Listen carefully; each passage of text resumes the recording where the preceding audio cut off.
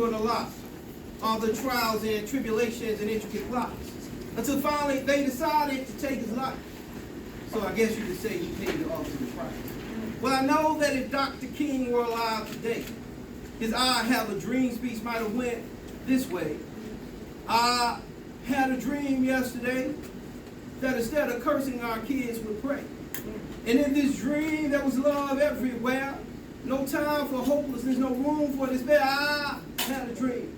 I had a dream that one day young boys would put down the drugs and pull up their pants and realize they had the whole world in the palm of their hands.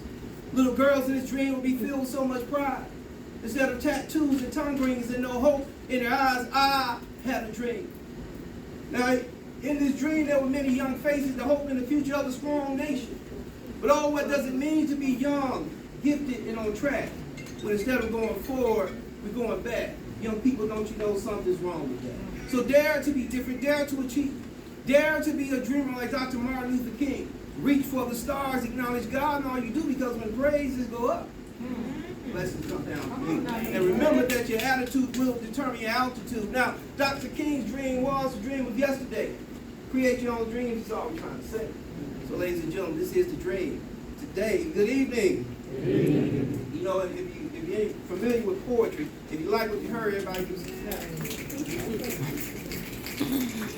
Thank you all so very much. My name is Freddie Williams, Jr. I am one of the Interim Assistant Vice Presidents for Student Affairs and Enrollment Management here at the Alabama State University.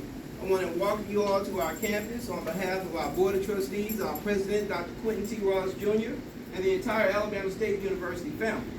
You will hear from our Vice President, Dr. Brewster, in just a second. You will also hear from your fearless leader, Mr. Brock, and then we will get this party started. Everybody ready? Yes, sir.